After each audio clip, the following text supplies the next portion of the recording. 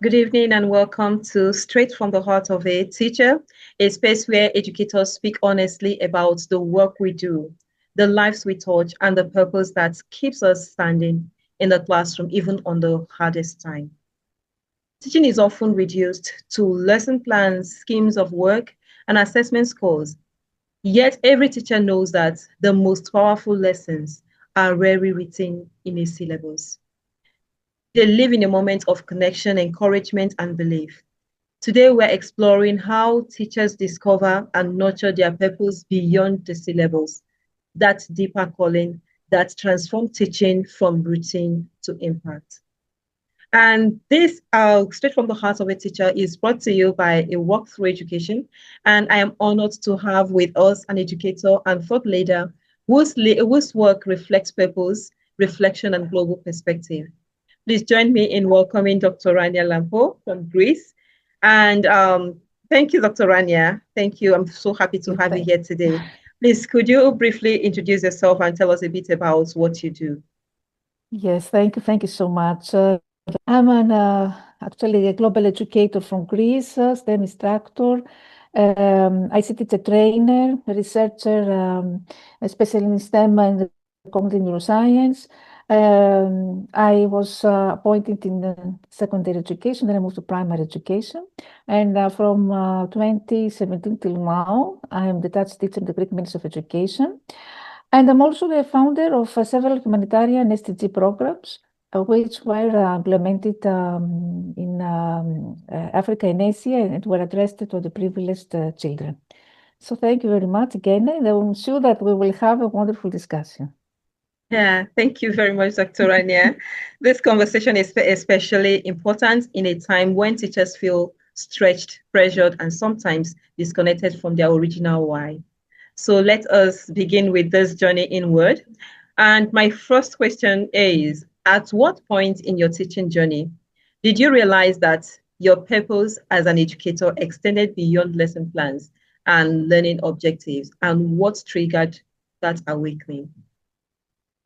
Yes, this is an amazing question.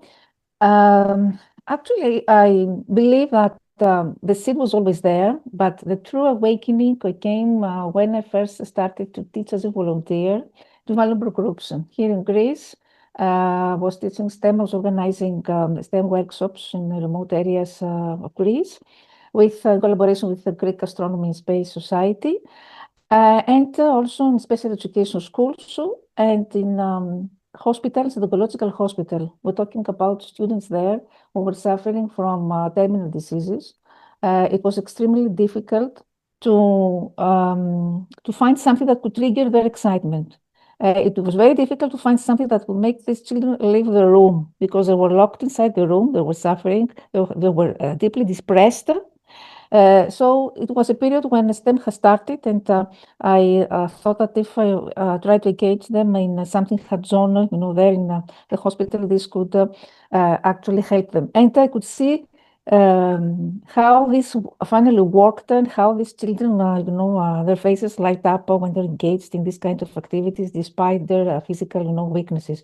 So when I started teaching to students who are facing serious challenges, they're confronting serious challenges, they are burdened by adversity, they encounter significant hardships. I see firsthand how all the challenges that the refugee students, for example, are facing, children living in extreme poverty, and all students who had already learned to associate school with fear, loss, or failure. So the first was this here in Greece, and after I started, this was a turning point, I could say the hidden turning point in my teaching career, started designing and implementing international projects, again, addressed to the privileged children. We talk about students who didn't have school supplies, in students in Malawi, in Kenya, who were thirsty, were hungry. Their teachers also were facing problems because in order to implement this project, I was in contact and in close collaboration with their teachers.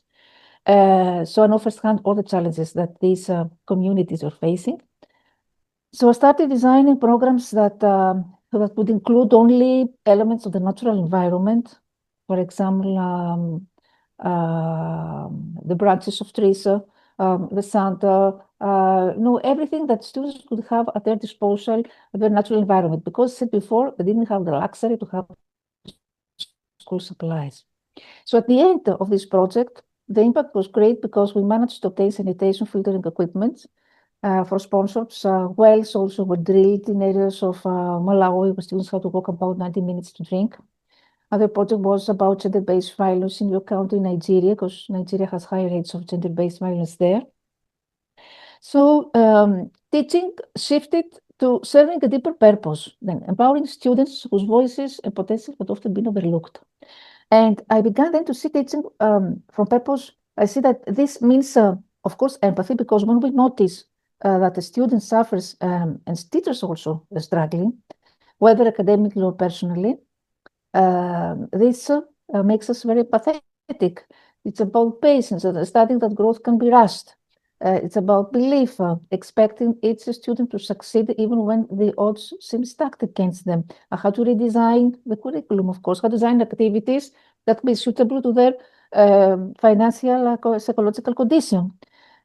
So it was no longer enough to just cover material, obviously not. I wanted these students to feel seen, to feel valued, and feel capable. And of course, teaching with this sense of purpose changes everything. I mean, these students began to thrive. I'm not talking about academically, it's about emotionally and socially. Yeah. Why? Because they learned that someone cared. For example, in Nigeria, someone outside their countries, someone else cared, that their dreams mattered, that education could be a path forward. And later, what stays is that the moments that stay are not, of course, the test scores or any assignments completed. It's actually the smiles, the small breakthroughs that these children achieved, the gratitude of students who finally believed in themselves. And I want to say that this hidden turning point usually comes quietly. It's in human connection. It's not in curriculum mastery. And these students, what need? They need hope. The students needed care, they needed recognition. And this realization transformed how I teach. I remember a moment in a refugee camp when we were conducting these 10 workshops. There was one little girl who asked me, Miss, is it allowed for someone like me to become a scientist? So here we can understand that education, at this point, we understand education is never about transferring knowledge, about restoring dignity here, Yeah. rebuilding identity, reopening futures that the world has tried to close. So from these days on, plans stopped being a destination, obviously became tools, because the real purpose became using education as a bridge between trauma and hope, exclusion and belonging, curiosity and confidence. And later, my work in cognitive neuroscience, because I haven't mentioned this deepened understanding, because I saw clearly how learning is closely related to emotion, safety, and human connection. Because a child cannot absorb the knowledge, the algorithms, equations, if the brain is not, if the brain is in survival mode. So my mission evolved to design learning environments where the brain feels safe, and the heart feels valued, and the mind feels limitless. So here, I want to say finally here that I could mention that awakening is not a single moment for me. It was a turning point where teaching became a form of service. Science became a language of empowerment, STEM, and the classroom became a place not only of knowledge, but of healing, of justice, and possibility. This is powerful, Dr. Rania. It's really powerful. And this shows that purpose often reveals itself through experience, not instantly, but gradually, just like in your case with those children. So many teachers enter the profession to teach subjects, but along the way, they discover they are shaping confidence, identity, and hope. And your response remind us that awareness, just like you said, is the first step towards purposeful teaching. Once purpose is recognized, the challenge becomes sustaining, especially in demanding systems. Thank you very much. Thank you for that amazing response. And that leads us to the next question. How can teachers intentionally uncover their deeper purpose when the demands of the syllabus, assessment, and institutional expectation feel overwhelming? Yes, we know already that teachers are suffering from a burnout, and honestly, this is a very real struggle. I see it every day, not only as a teacher, but my work in the Ministry of Education and training educators worldwide, that the system is demanding and often exhausting. But purpose is not something extra that we add on top of our workload. I mean, it is something that we embed inside what we already do.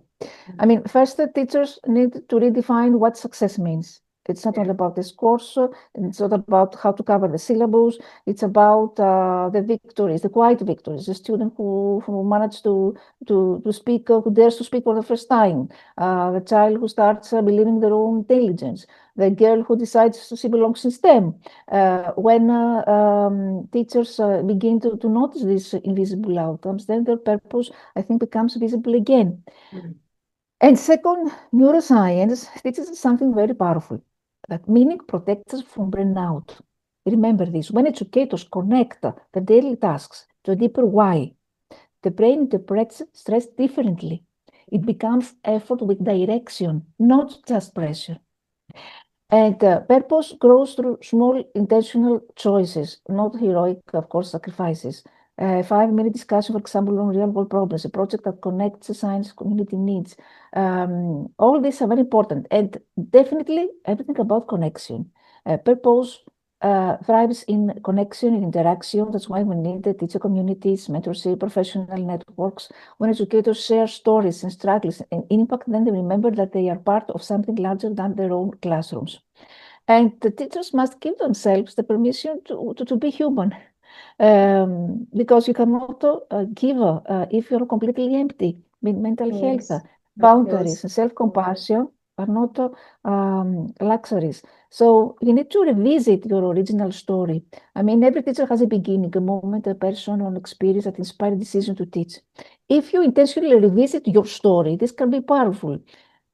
So you ask yourself, why did I choose teaching in the first place? Which moment in my career made me feel most alive or useful? Whose lives I have seen change because of my presence?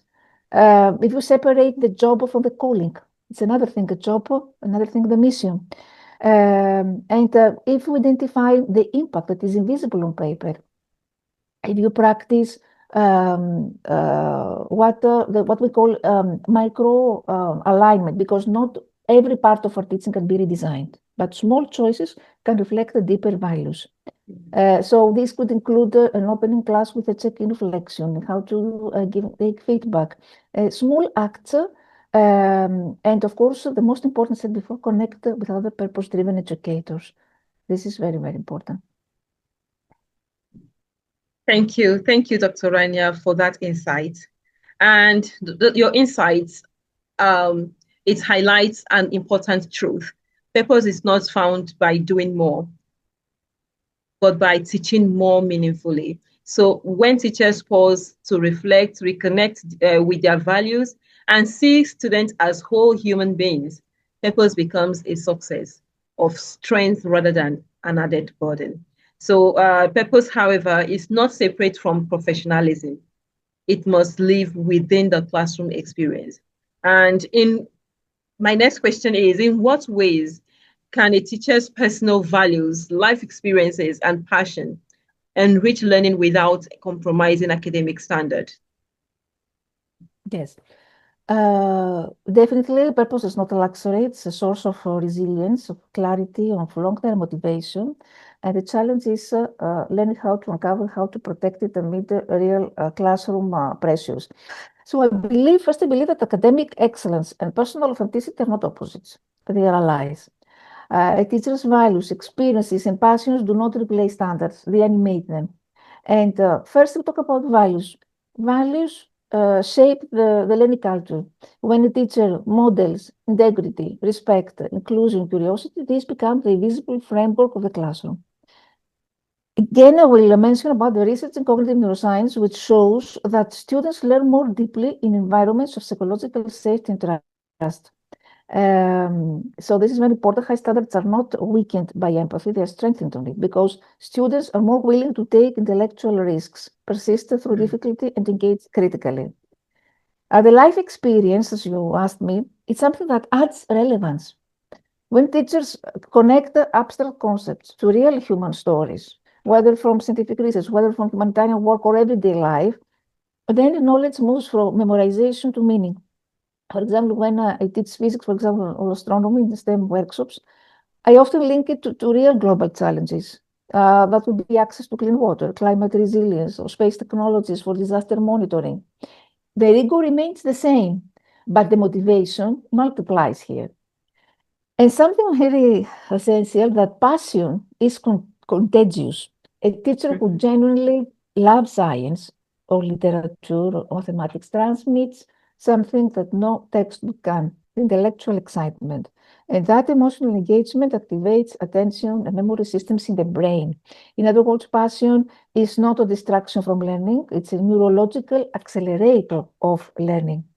And if we talk about personal identity can something that can expand students' sense of what is possible. When students see a woman leading in STEM or engaging in the national research or designing humanitarian project, it quietly challenges stereotypes and redefines who can belong in academic excellence.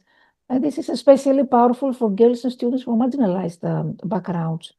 Professionalism, of course, is essential because the classroom is not a stage for only for personal opinions to dominate, but a space where critical thinking, where evidence and multiple perspectives are respected.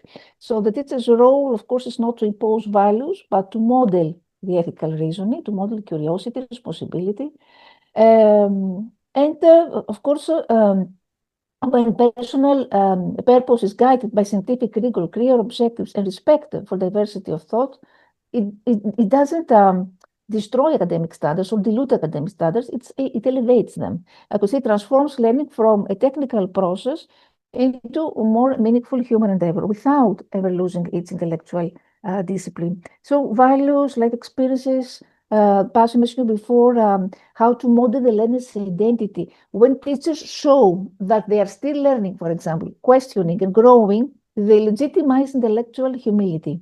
So sharing moments of uncertainty or revision is something that teaches students that expertise is built, not fixed. And this modeling reinforces critical thinking, lifelong learning, resilience in the face of difficulty. Um, so I want to say that academic standards and personal identity are not opposing forces, and when they're guided with attention and professionalism, a teacher's values, experiences, and passions become instructional tools. This is what I want to say. And of course, they enrich curriculum with meaning. They can strengthen the classroom culture and model the kind of engaged, thoughtful, engaged human beings education finally seeks to develop. Mhm. Absolutely, absolutely. And I'm going to pick one thing, one special thing I just picked is that you talked about balance, and that balance is very crucial. So, what you've shared shows that academic excellence and human connection are not opposites, they are partners. When teachers bring authenticity into learning, lesson becomes relatable, relevant, and memorable. Purpose does not dilute standards. It depends understanding. So, and finally, let us reflect on the long-term impact of teaching with purpose. What lasting impact do you believe teachers create when they teach from purpose rather than obligation? And how does this shape students beyond the classroom? Okay, when teachers teach from obligation, they deliver content. When they teach from purpose, what they do, they shape lives. This is the difference. And the difference is not only emotional, the difference is neurological, it's social and generational. Again, from a neuroscience perspective, learning that is connected to meaning and human connection is encoded more deeply in the brain. Students may forget formulas, but they do not forget how a teacher made them feel about their own intelligence, their voice, or their potential. Yeah. Purpose-driven teaching strengthens self-efficacy, resilience, and curiosity, characteristics that remain long after graduation. And beyond the brain, the impact becomes behavioral. Students who experience purposeful education are more likely to take initiative, collaborate ethically, and use knowledge to solve real problems. I have seen that in my own with my own students, from CERN particle physics projects to children in refugee camps. Some became engineers, some became teachers, some became community leaders, but almost all take the same internal message that I'm capable and I am responsible for the world I live in. And this is a powerful legacy. Purposeful teachers also can break invisible cycles. They can interrupt poverty by nurturing ambition. They counter gender stereotypes by modeling possibility. They weaken violence by teaching empathy. They can turn classrooms into laboratories of democracy where dialogue, where respect, and critical thinking are practiced daily. And years later, students may not remember the exact curriculum, but they remember always who believed in them when they doubted themselves, who taught them to ask questions rather than fear mistakes, who showed them that knowledge is not only success but for service. So the lasting impact is not a certificate, it's not a career path, it's not a grade, it's an internal compass.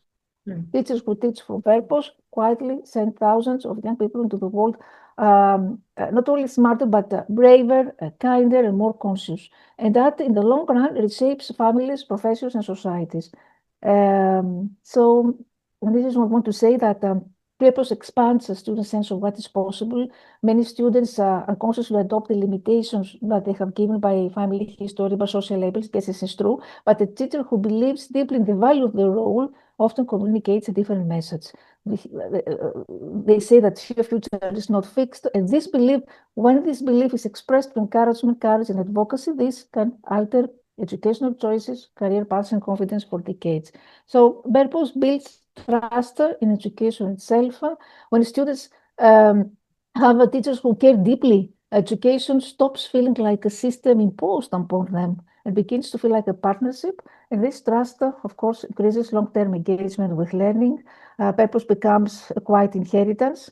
Know that most purpose-driven teachers never see the full reach of their influence because this appears in unexpected places. That could be a former student choosing to mentor others, could be someone returning to school after failure, a professional who treats others with dignity because it was once modeled for them. So this is a teacher's invisible inheritance, a chain of influence rarely recorded, yet deeply real. So by concluding this, I would say, but when teachers teach from obligation, they complete a contract. On the other hand, when they teach from purpose, they participate in shaping lives. And their legacy is not only what students know, but how students see themselves, others, the world they're entering. And in this sense, purpose-driven teaching becomes the form of a quiet authorship. Quiet authorship, writing itself into futures that teachers may never witness, but profoundly help create. This is my opinion. Wow, thank you very much, Dr. Rania. That perspective speaks to legacy.